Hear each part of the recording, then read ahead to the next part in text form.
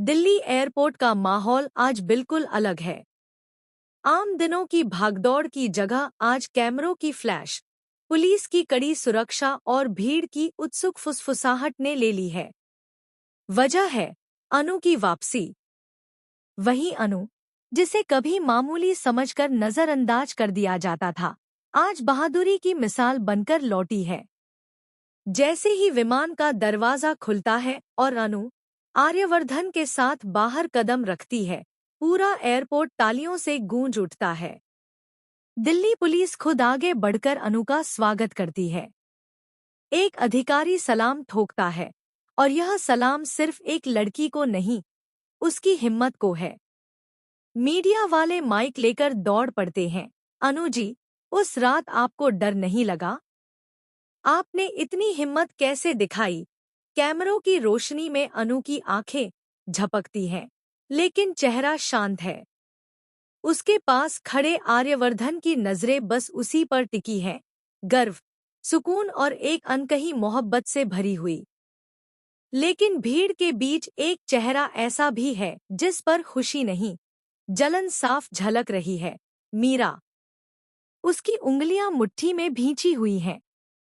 उसे यकीन ही नहीं हो रहा कि जिस लड़की को वह हमेशा कमतर समझती थी, आज वही सबकी नजरों का तारा बन गई है। हर कैमरा अनु की तरफ घूम रहा है, हर तारीफ उसी के लिए है। और मीरा को लग रहा है जैसे उसकी अपनी जमीन खिसक रही हो। उधर खबर जैसे ही घर तक पहुंचती है, गायत्री देवी की आंखें खुशी से नम हो जाती हैं। मेरे बेटे की जान बचाने वाली लड़की सच में देवी है, वह भावुक होकर कहती है। मानसी, जो पहले अनु को सिर्फ एक आम लड़की समझती थी, अब उसके लिए दिल से सम्मान महसूस करने लगती है। उसे समझ आने लगता है कि सच्ची ताकत दिखावे में नहीं, दिल की सच्चाई में होती है।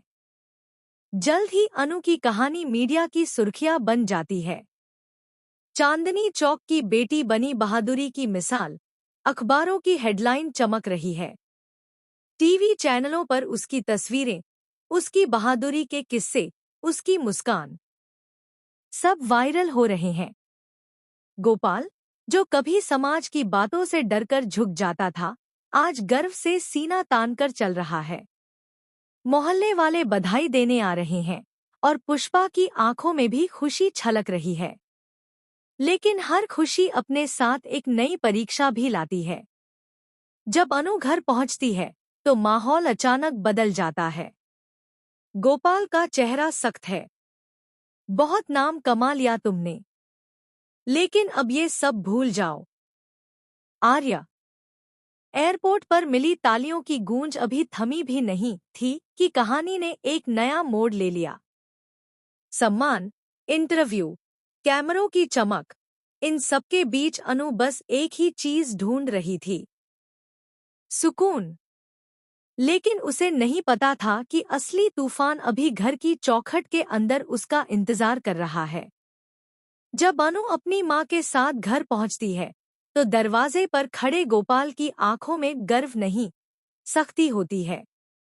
बाहर की दुनिया उसे हीरो मान रही है, लेकिन एक पिता के दिल में अभी भी डर बैठा है, ये लड़की कहीं बहुत दूर ना निकल जाए। हमारी पकड़ से, हमारी सोच से, हमारे बनाए दायरे से। अंदर आओ, गोपाल धीमी मगर भारी आवाज में कहते हैं। घर के अंदर माहौल अजीब सा है। पड़ोसी मिठाई देकर जा चुके हैं, रिश्तेदार फोन पर बधाई दे रहे हैं, लेकिन इस घर की हवा में खुशी नहीं, टकराव तैर रहा है। अनु समझ जाती है, बात होने वाली है, और आसान नहीं होगी। नाम कमा लिया तुमने, गोपाल कहते हैं, लेकिन अब बस।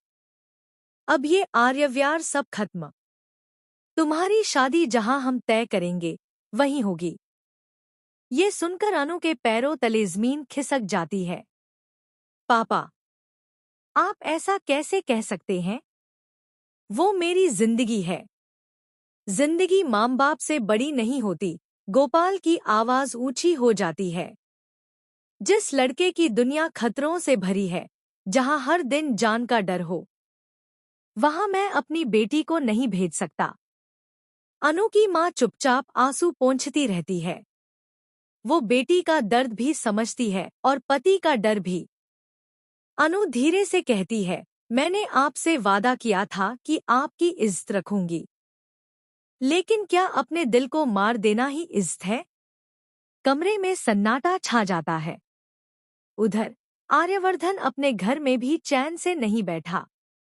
मीडिया की भीड़ हट चुकी है, लेकिन उसके दिमाग में सिर्फ अनु के आंसू घूम रहे हैं। तभी जेडी उसे बताता है, सर, लगता है अनु के घर में उसके रिश्ते को लेकर समस्या है। आर्य की मुट्ठी भींच जाती है। कार निकालो। रात के सन्नाटे में जब आर्य अनु के घर के बाहर पहुंचता है, तो यह सिर्फ एक मुलाकात नहीं, एक फैसला होता है। गोपाल दरवाजा खोलते हैं और सामने आर्य को देखकर चौंक जाते हैं। मैं आपकी बेटी से प्यार करता हूँ, आर्य सीधे कहते हैं, लेकिन उससे भी ज्यादा उसकी इज्जत करता हूँ। जब तक आप मानेंगे नहीं, मैं एक कदम आगे नहीं बढ़ाऊंगा।